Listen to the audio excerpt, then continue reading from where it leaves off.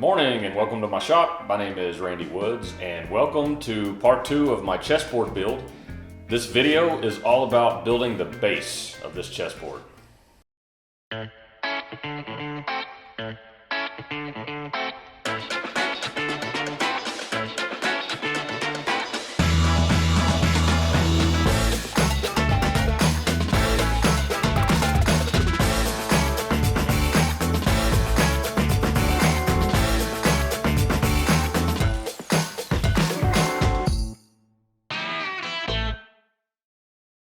I've already milled all my material for the base of this chessboard. This box is going to have 4 corner posts, and I'm going to make those out of this maple, and I'm going to do that over at the table saw.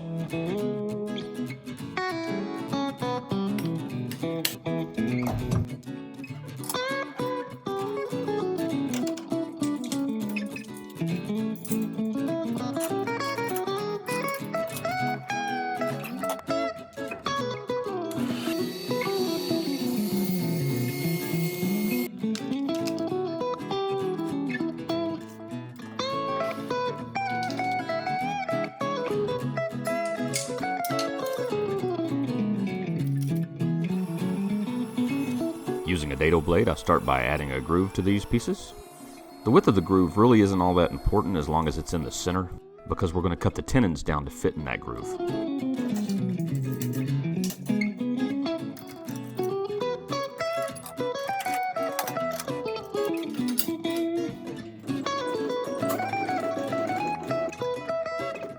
I'm setting the table saw up for a 45-degree rip cut.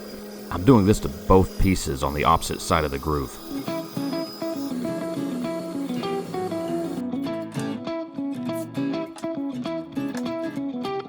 I'm gluing these two pieces together so those grooves will be 90 degrees away from each other.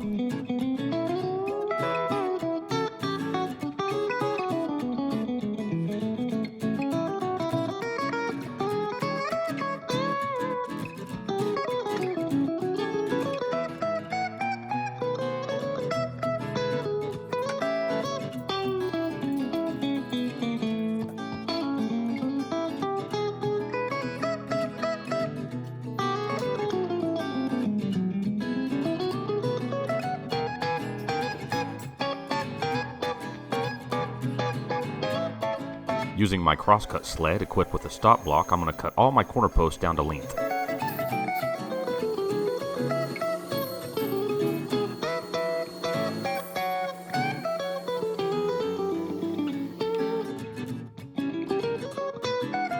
Now that I've got all my corner posts made, I'm going to start working on the side pieces. I'm going to start by cutting them to length over at the miter saw, and then I'm going to take them over to my table saw and I'm going to put a tenon on each side of each side piece.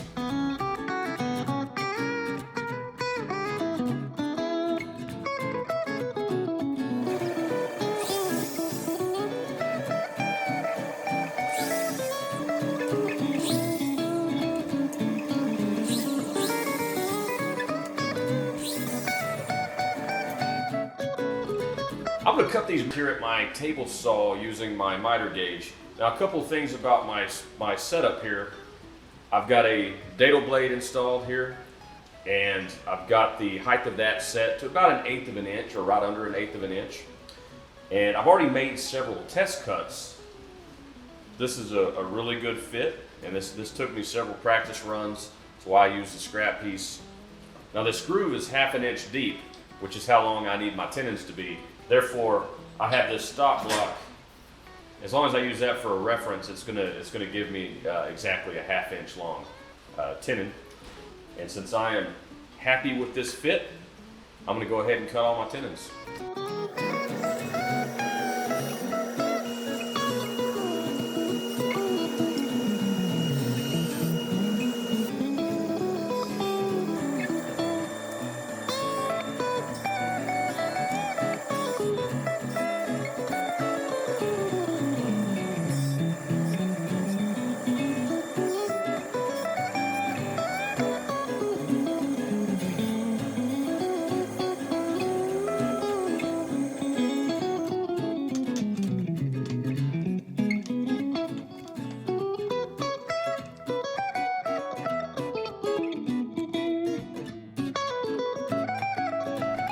I'm going to make a simple frame and panel base for the very bottom of this chessboard, and I'm going to do that using this walnut right here.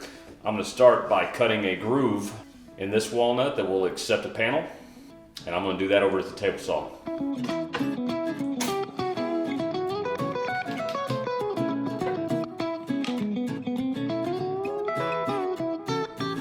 I always start with a scrap piece to ensure that I don't mess up my workpiece. To ensure that my groove is in the center of the board, I make a pass and then I flip the board around and I cut it from the other side. If the groove is too tight, as is the case here, I'll simply adjust the fence and make another pass on both sides. Very small adjustments make a big difference.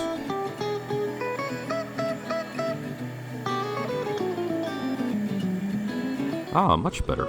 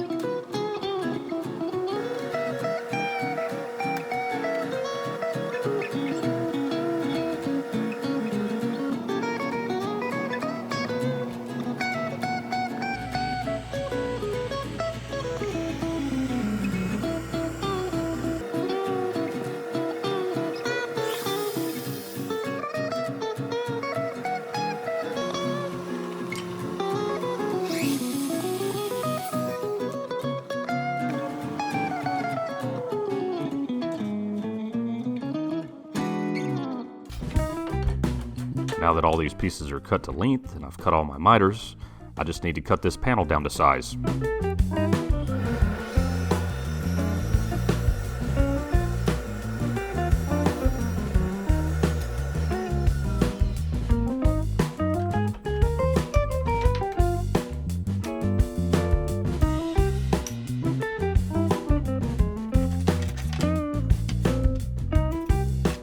Using tape on the backside of mitered corners is a great way to bring that joint together.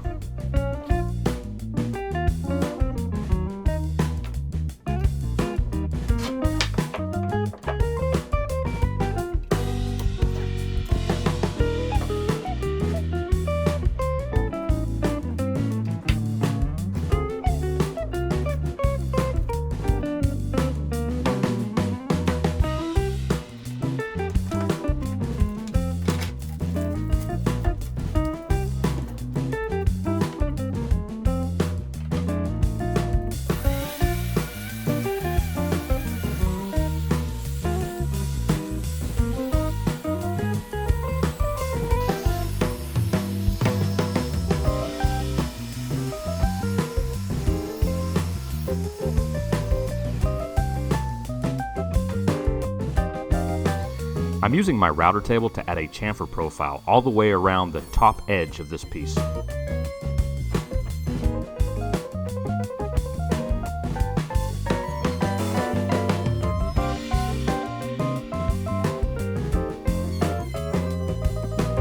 I'm using the scrap piece to avoid any blowout.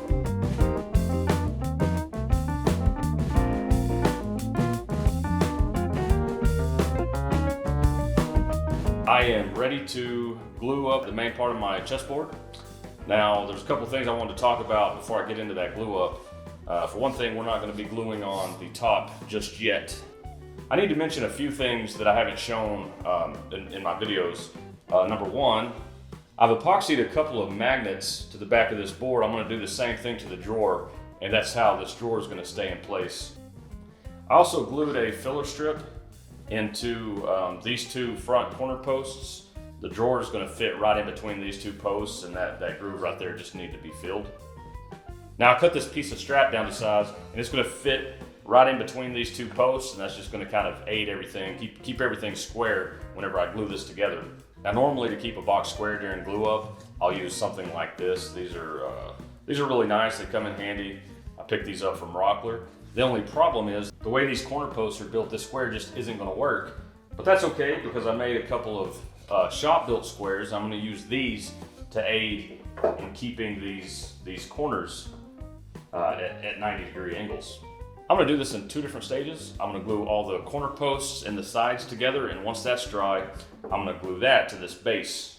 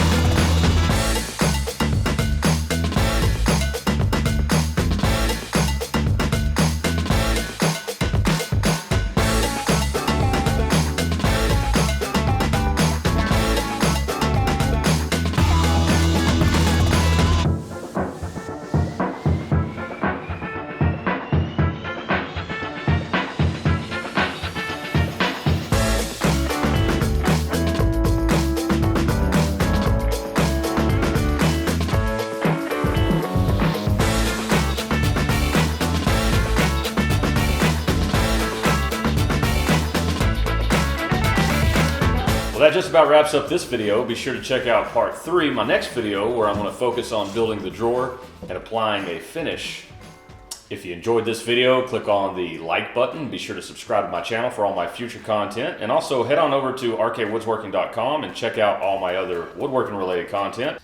I hope to see you over there, and we'll see you next time.